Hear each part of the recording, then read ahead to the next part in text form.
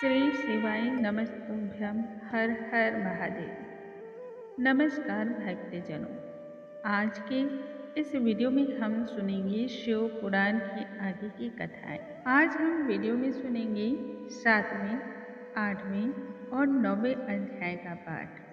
शिव पुराण में भगवान शिव की महिमा के विषय में वर्णन मिलता है। वैसे तो महादेव के अनेक नाम हैं।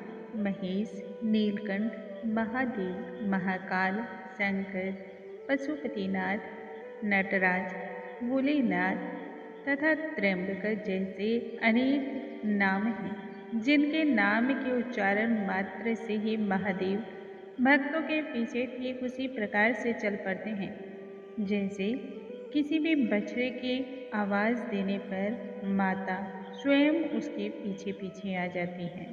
यह भक्ति ठीक वैसी ही है जैसी माँ और बच्चे का नाता होता है। माँ जिस प्रकार से एक नाल के द्वारा अपने बच्चे से बंधी होती है और बच्चा उसी के द्वारा अपनी जीविका का पालन पोषण करता है, जिस प्रकार बच्चे का पोषण और ममत्व माँ के नाल उसके हृदय से बंधा होता है, ठीक वैसा ही हमारा और महादेव का नाता है। हम भी उनके ही संतान हैं। वही हमारे जन्मदाता है और वही हमारे कर्मदाता है। हमारे पालन पोषण करता भी वही है। उन महादेव का मैं ध्यान करती हूँ। संपूर्ण सृष्टि जिनके अमृतमय नामों की गूंज से गूंजा करता है, हम उन महादेव को बारंबार नमन करते हैं। बोलो जय शिव शंभु, जय भोलेनाथ। ब्रह्मा जी आगे कहते हैं कि हे नारद, दक्ष की यह स्थिति देखकर मैं पुनः वहां उपस्थित होकर उसे संतावना देने लगा तथा प्रसन्नता के साथ मुनियों में श्रेष्ठ मेरे पुत्र नारद अर्थात तुम्हारा उनके साथ सुलह कराकर मैं लौट आया। उधर दक्ष ने मेरी आज्ञा को मानते हुए 60 सुंदर एवं गुणवान कन्याओं का जन्म गर्भ के द्वारा कराकर उनका विवाह संपन्न करा दिया। दक्ष ने अपनी 10 कन्या धर्म को, 13 कन्या कश्यप एवं 27 कन्या चंद्रमा के साथ ब्याही। भूत, अंगिरा तथा कृशाशव को 2-2 कन्याएं और 4 कन्या ताक्षरी के साथ विवाह कर दी गई। इनकी संतानों से ही सृष्टि का विस्तार हुआ। कुछ धारणा है कि शिव दक्ष की ज्येष्ठ पुत्री हैं, तो कुछ मंजली और कुछ उसे छोटी मानते हैं। पुत्र एवं पुत्रियों को प्राप्त करके दक्ष गदगद भाव से अंबिका को बारंबार प्रणाम करते हैं। तब शिवा प्रसन्न होकर वरदान के फलस्वरूप दक्ष के हृदय में विराजने लगी, यह प्रण करके कि जल्द ही दक्ष पत्नी के गर्भ से पुत्र रूप में जन्म लूंगी। जल्द ही शुभ मुहूर्त एवं नक्षत्र में दक्ष की पत्नी के गर्भ में शिवा निवास करने लगी। उस समय दक्ष की पत्नी के रूप और उसकी आभा अवर्णनीय थी। वह स्वयं देवी के समान दिव्य आभा से चमक उठी। दक्ष ने उस समय श्रेष्ठ सभी संस्कार तथा मंगल रीति रिवाज का पालन करते हुए ब्राह्मणों को पूर्ण दान दक्षिणा दिया। गर्भ में शिवा को जानकर ही सभी देवता मंगल गान और आनंद से विभोर हो उठे। शिवा को प्रणाम कर सभी अपने अपने निवास स्थल पर लौट गए। इसी समय ऋतुएं बदली तथा 9 महीने बाद 10वें माह में शिवा का जन्म हुआ। उस दिव्य स्वरूप को देखते हुए आंखें थकती नहीं थी। आकाश से पुष्प वर्षा, जल वर्षा, दिशाओं में शांति सुगंध फैल उठी। यज्ञशालाओं की बुझी हुई अग्नि फिर से प्रज्वलित हो उठी। दक्ष ने शिवा को बारंबार प्रणाम किया। तब शिवा कहने लगी, मैंने तुम्हें जो वर दिया था उसके फलस्वरूप पुत्र रूप में मैंने जन्म लिया है। अब तुम सुखी हो जाओ। ऐसा कहकर शिवा पुनः सहस्व रूप को धारण करके बाल लीलाएं करने लगी। सद्गुणों एवं शुभ लक्षणों से युक्त कन्या का नाम उमा रखा गया। सभी को खूब दान दक्षिणा भोजन वस्त्र इत्यादि दिए गए। उस मनोहर रूप पर सभी न्योछावर हो जाते थे। चंद्रमा की भांति तुम दिनों दिन बढ़ने लगी। मन ही मन तुम शिव की मूर्ति का निर्माण करती, सुंदर मंगल गान को गाती तथा रुद्र नाम लेकर शिव का ध्यान करती। सर्वगुण संपन्न अपने घर को समृद्ध और शुभ लक्षणों से युक्त शिवा ने माता पिता को सदैव ही गौरव प्रदान किया। ब्रह्मा जी आगे नारद जी से कहते हैं, हे मुनिवर, हे श्रेष्ठ, एक बार की बात है, तीनों लोगों की सारभूता सती को तुम्हारे साथ अपने पिता के पास देखा। तब दक्ष ने तथा सती ने मुझे और तुम्हें दोनों को प्रणाम करके बैठने योग्य आसन प्रदान किया। आसन ग्रहण करने के पश्चात मैंने सती से कहा कि हे सती, तुम्हारे हृदय में विराजमान जगदीश्वर शिव को तुम पति रूप में प्राप्त करो, और किसी में इतनी क्षमता नहीं जो शिव की अर्धांगिनी बन सके।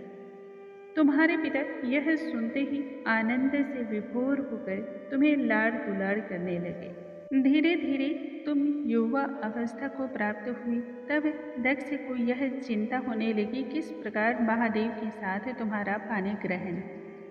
तुम पिता के मनोभाव से अवगत होकर माता के पास जाकर शिव को पति रूप में प्राप्त करने की तीव्र इच्छा से तपस्या करने की आज्ञा मांगने लगी। माता की आज्ञा मिलते ही तुम घर पर ही तपस्या में रत हो गई। अश्विन माह में प्रतिपदा, षष्ठी एवं एकादशी की तिथियों में श्रद्धा भक्ति से युक्त गुड़ भात एवं नमक के द्वारा शिव पूजन किया। कार्तिक मास की चतुर्दशी में मालपुए एवं खीरे से, मार्गशीर्ष माह की कृष्ण अष्टमी को तिल, जौ और चावल से, पौष माह के शुक्ल सप्तमी को रात्रि जागरण करके खिचड़ी से, माघ पूर्णिमा की रात्रि जागरण करके प्रातः काल स्नान करके ठंड से ठिठुरती गीले वस्त्रों में, फागुन माह के कृष्ण पक्ष की चतुर्दशी रात्रि जागरण करके चारों पहर की पूजा शिवलिंग की तुम करती रही। चैत्र माह के शुक्ल चतुर्दशी तिथि रात दिन शिवा नाम का जप और स्मरण तथा ढाक पुष्पों के द्वारा शिव पूजन को तुम करती थी। वैशाख शुक्ल तृतीया को तुम तिल का आहार एवं नवीन जौ के भात से शिव का पूजन करती। ज्येष्ठ पूर्णिमा को सुंदर वस्त्र भटकटैया के पुष्पों से एवं आषाढ़ शुक्ल पक्ष की चतुर्दशी को काले वस्त्र तथा भटकटैया के पुष्पों से शिव का पूजन में तुम लीन रहती। श्रावण शुक्ल पक्ष की अष्टमी एवं चतुर्दशी आने पर यज्ञोपवीत वस्त्र अर्थात पवित्र धागे एवं वस्त्र से तो भाद्रपद मास के कृष्ण पक्ष की त्रयोदशी को विविध फल पुष्प से पूजन करके चतुर्दशी तिथि को केवल जल पीकर ही रह जाती। अपने आहार पर कठोरता से नियंत्रण रखते शिव पूजा को विभिन्न मंत्रों, पुष्पों, फलों और पत्तों के माध्यम से महीनों महीनों तक तुम करती रही। नंदा के सभी पवित्र अनुष्ठानों को समाप्त करके शिव में स्थिर चित्त लगाए रखने वाली सती मानो दूसरी सिद्धि के समान जान पड़ने लगी। सती की तपस्या देखने के लिए सभी देवता ऋषिगण भगवान विष्णु मुझे आगे करके देखने आए और इस स्वरूप के दर्शन मात्र से ही सभी कृतार्थ हो गए। सती को प्रणाम करके सभी कैलाश के उस शिखर पर जा पहुँचे जहाँ शिव निवास करते थे। उन्हें देखते ही विभिन्न प्रकार से उनकी स्तुति किया और फिर सभी ने प्रणाम करते हुए कहा कि हे प्रभु, आपसे जंगम तथा अचर प्राणियों की उत्पत्ति हुई है। प्रकृति से परे एवं जगत के रचयिता अविनाशी स्वामी के चरणों में हम प्रणाम करते हैं। हे त्रिनेत्रधारी पंचमुखधारी भोग एवं मोक्ष प्रदाता, आपको नमस्कार है। हे प्रभु, आप ना तो देव हैं ना ही असुर, ना ही मनुष्य और ना ही पशु, ना ही स्त्री ना पुरुष और ना ही किन्नर है, अर्थात इन सभी चीज़ों से आप परे हैं, जिनका वेग और सहनीय तथा त्रिशक्तियाँ जिनमें समाहित हैं। तीनों वेदों के समान स्वामी आपको नमस्कार है।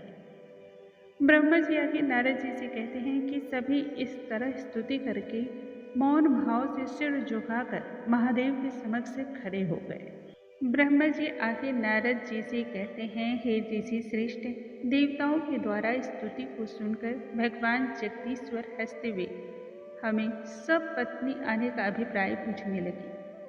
महादेव के पूछने पर भगवान विष्णु की आज्ञा पाकर मैंने कहना आरंभ किया, हे महादेव, हम सभी देवता ऋषिगण जिस उद्देश्य से यहाँ आपके सम्मुख उपस्थित हुए हैं वह बतलाता हूँ।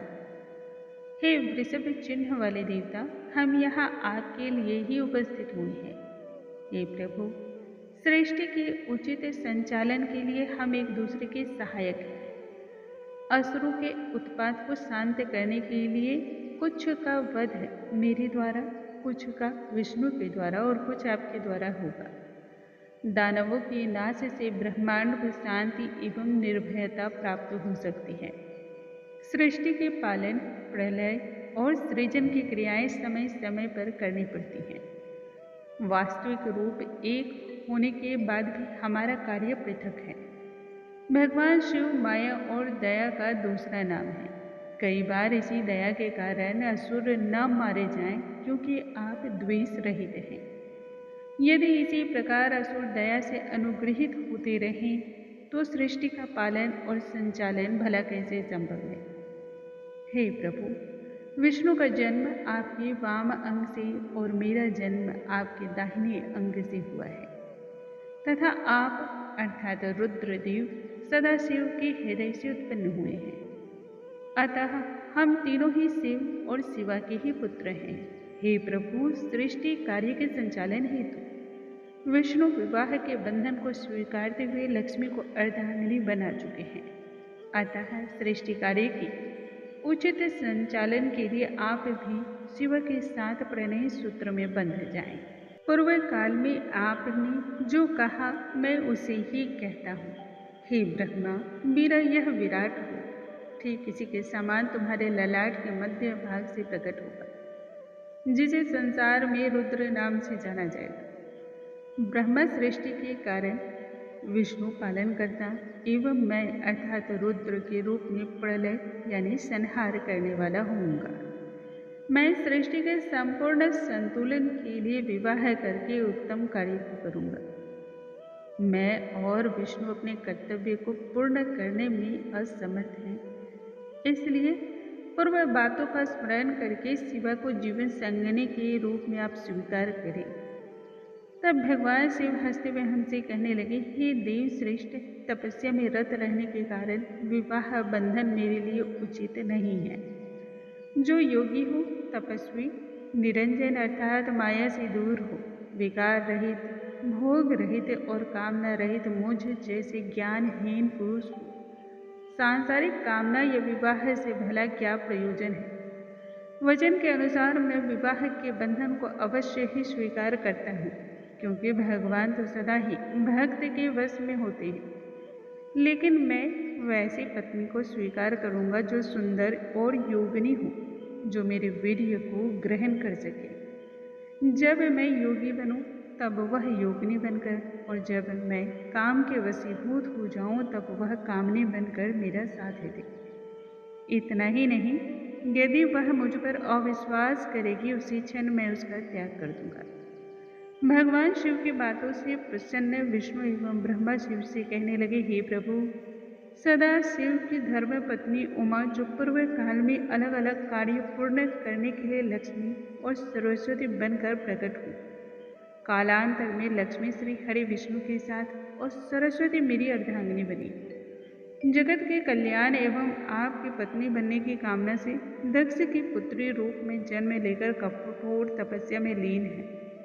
वह तेजस्विनी वास्तव में पति रूप में आपको प्राप्त करना चाहती है।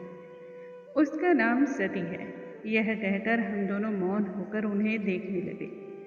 तब भगवान शिव ने मुस्कुराते हुए कहा कि ऐसा ही होगा।